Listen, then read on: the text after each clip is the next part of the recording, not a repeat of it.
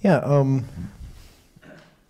just describe a situation and ask for if there's a way I can just feel more empowered, I guess, and good in this situation where a woman that I've been friends with for a while, now dating and very intimate, we have this dynamic where I'm more effusive and the more I want to share my love, she has a way of just getting overstimulated and it being too much. And the very act of my desire or loving her can actually be too much to handle, and she needs space, and this can be really beautiful at times and Shakespearean tragedy at other times. Lovely, thank you for sharing. And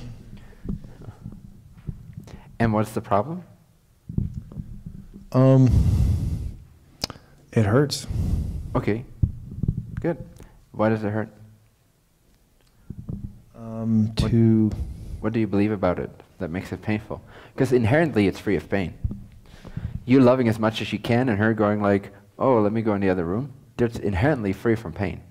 Like on a molecular level, there's no pain. Physically, there's no pain transmitted. So it hurts you because of a belief that is far out of alignment with your true self's perspective of the scenario. That's what you feel as the pain, is the distance between your true vibration and where you place your vibration. Your perspective, in other words. So what perspective do you have of her not being able to handle your love, and how does that seem like it implies lack to you? Lack of something. Lack of love, lack of appreciation, lack of worthiness, lack of capacity, lack of skillfulness, lack of reciprocation of love, lack of yourself being loved perhaps. In what way do you perceive a lack of something important to you that your higher self is telling you, there is no lack of that. Your perspective is simply out of alignment, that's why you're hurting.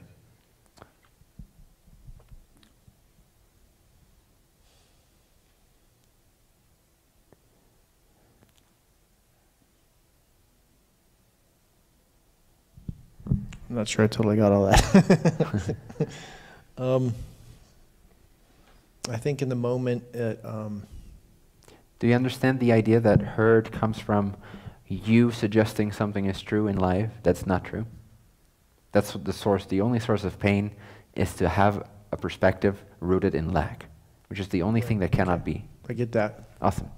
Okay, so given that fact, what would you say comes up for you as a perspective that hurts when she's not able to handle what you want to give? What is lacking in your mind's eye? That I can't ultimately have what I want. Perfect. Which is, how would you describe that in terms of a quality of consciousness? What is it that you seek from your experience with her? That sounds like two different questions. I'm confused. You answer whichever one stood out for you. Could you repeat them? Yes. What is it that you want out of that relationship? Bliss, union. Awesome. Do you perceive there to be a lack of accessibility to bliss and union when she's rejecting your amount of love? Yeah, seems that way. Does that feel good? No. What does that mean?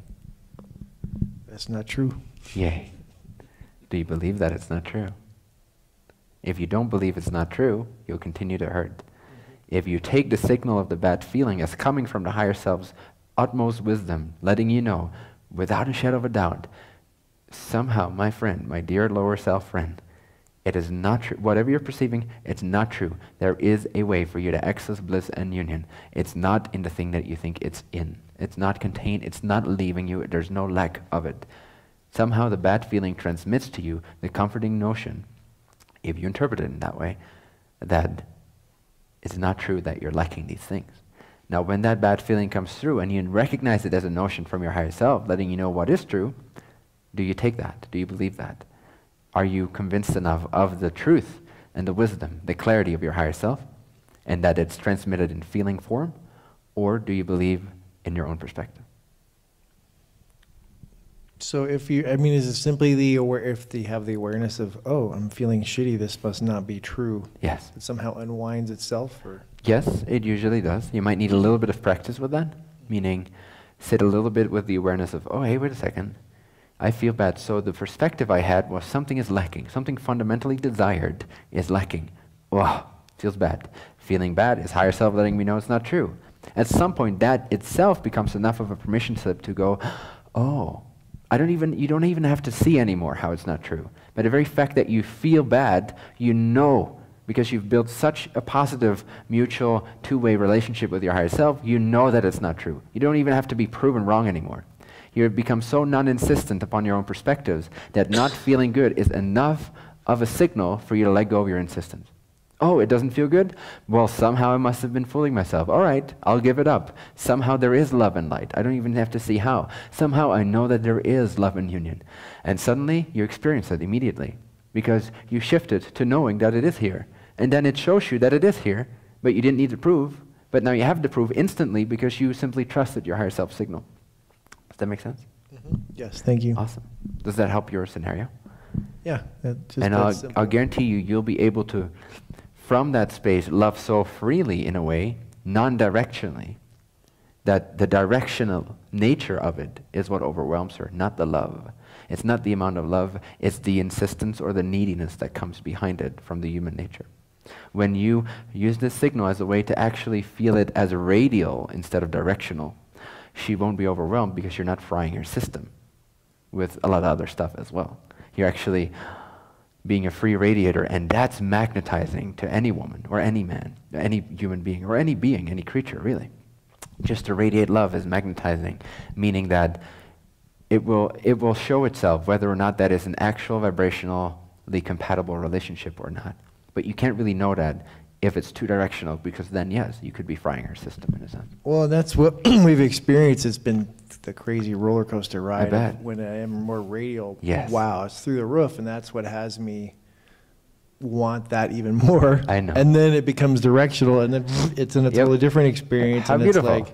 It's like a flower is put in your hand, and you can either crush it and own it, or you can blow it away and just trust it'll come back right in your hand somehow. Just be in that open-handed state all the time. Seek it in yourself. Know that you have the ability to powerfully love, and that there is no greater pleasure than to love another being from such a free space of not needing them to reciprocate anything at all. And when you do that, and when you find bliss in the feeling state, when you prioritize feeling good over the way it manifests, when you really gain that maturity, when you really bump your head into the wall of being attached to experiences more than enough, you'll learn that what is true bliss is the vibrational state itself, not the ways in which it represents itself. But the state itself is what you're after. Then it becomes very direct, very immediate, and you simply start pressing a button if you want to change your feeling. Oh, I want to feel this. Okay, nice. Now I want to feel this way. Oh yeah, now I want to feel that way. Ooh, now I want to create this. Whee! So it's very self-centered in that sense, but in a very beautiful way. You become a master of your state of being and of your reality, which you already are, but you regain it consciously, intentionally, and you clarify your vibrations. And then everyone will love you, and you have more than enough to choose from. And if that's an actual vibrational match, it will show itself. And if it's not, it will show itself. But then at least you have found that what you're truly looking for is your own ability to activate bliss and union and unconditional love. And you will start to get this very subtle, distinctive sense that unconditional love feels amazing, and conditional love, even slightly so, feels terrible. Right now, conditional love may still carry with it the hope, the promise of a better future. But you'll start to know through the maturity, through the wisdom, through bumping your toe into rocks of your own experience, of your own attachment, you will start to take that step back and know, you start to sense, as soon as the love becomes conditional, you know from past experience it's going to lead to this, it's going to lead to this, it's going to lead to this, and it's going to take me 2 weeks of listening to Bentinho videos to get me back to this state of being. And at some point, it's just no longer worth it, no matter how pretty she is, no matter her cup size, no matter how much love you guys share with each other, it just doesn't matter. If it's not relevant, if it's not true, if it's not free, if it's not radial and naturally reciprocated through the radial nature of love, then there is no need to go down that path. You don't want to sacrifice the feeling good and doing good and accelerating. You don't want to sacrifice the super accelerated way of living for any dude or any chick or any relationship or any promise of a better future. Because you know, as soon as you believe in the promise of a better future, you're actually lowering your frequency now, which will generate a worse future.